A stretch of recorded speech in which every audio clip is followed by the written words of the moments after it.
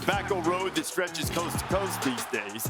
Cooper Flagg went off again. Now, Duke is ranked behind Auburn and Alabama at the moment. But the question is, are the Blue Devils and that young team, but that humongous team, particularly in the backcourt, going to be the best team? But they are young. And Jay, Will, something came up in the meeting yesterday. Is there any such thing these days as the freshman wall? And would Cooper Flagg, Knipple, any of those guys be vulnerable to that?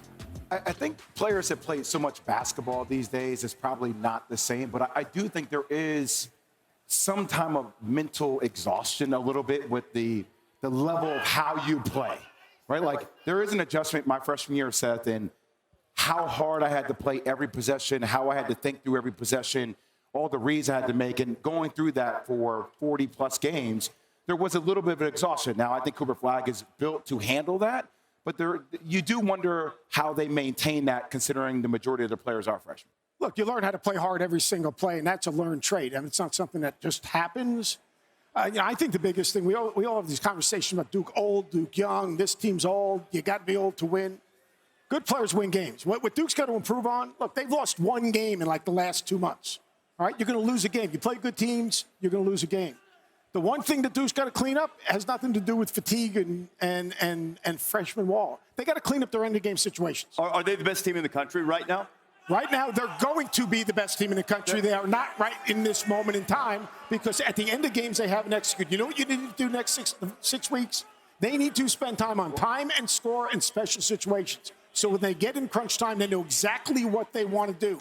Coaches right now, this time of the year, have got to be really good because you make a mistake in the NCAA tournament and you're going home. So that's the focal point for Duke this time of the year. I think the best thing that Duke could do in the game situations is make sure that the wet spots on the floor are cleaned up. I was just thinking about that. I mean, you have Tyrese Proctor plays great. Knipple plays great. Cooper Flagg struggles in the first half. His teammates do enough to keep them in it. And then he has an opportunity to win the game on multiple occasions down the stretch on the road against a tough Clemson team. You can't ask for more than that if you're Duke. I agree. He's slipped. But you've got to be more, like, I agree with everything you say, but here's the thing is, John Shire's got to figure out at the end of games different ways to get different people and attack matchups. Right now, they're trying to get the ball to Flagg in the middle third of the floor in either a 4-2 or whatever you want screen. They've got to find different ways, and the best way to execute in the last 4 minutes of the game. And that's the focal point of what they need to work on. But how about this? When Nick Saban was coaching football here and he had Devontae Smith and he had Julio Jones, he had something called him plays. Get the ball to him. And Cooper Flagg's a good get the ball to him guy at the end of the game, right? Yeah, but not anywhere. I mean, I think you do have to have a plan. They do. But Duke is getting better even as they're winning. Now, they lost a game. Oftentimes, that gives you a little bit of an edge in your next one and for a short period of time in your preparation. But your point about, freshmen have to learn how to play hard, this guy knew already. Like, they didn't have to teach him any of that stuff. I don't think a freshman wall is even a consideration with Cooper Flagg. Like, they said he was sick before the game and all that stuff. I have no idea how he felt.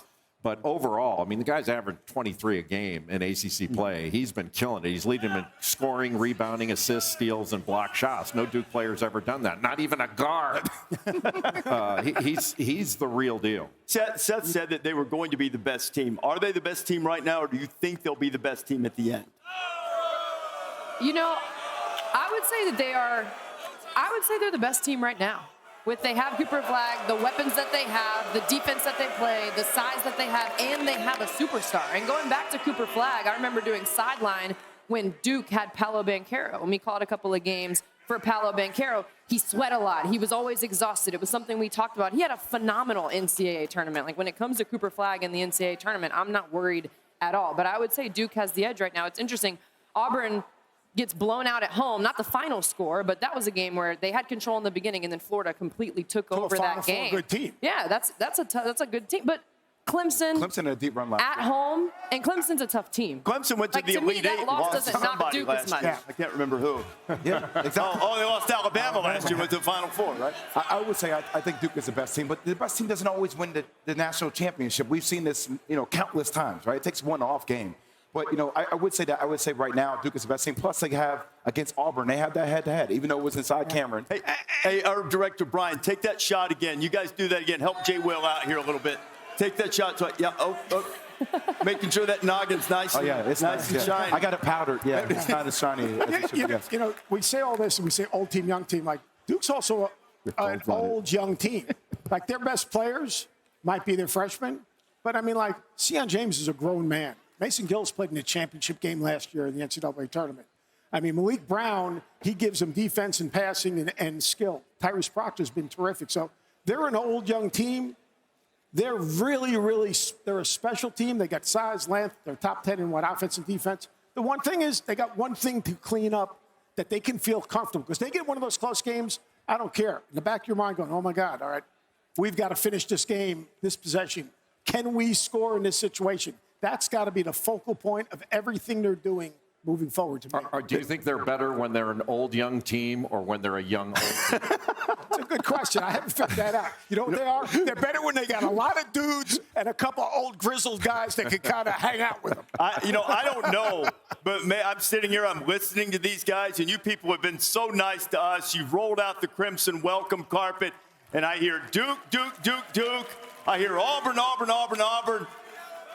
I think we might have naysayers here. I think it's possible. That's exactly where they want to be. Yeah. Is it? Exactly where you want to be. Don't have anybody talk about you. That's how you win a chip. Top 16 will be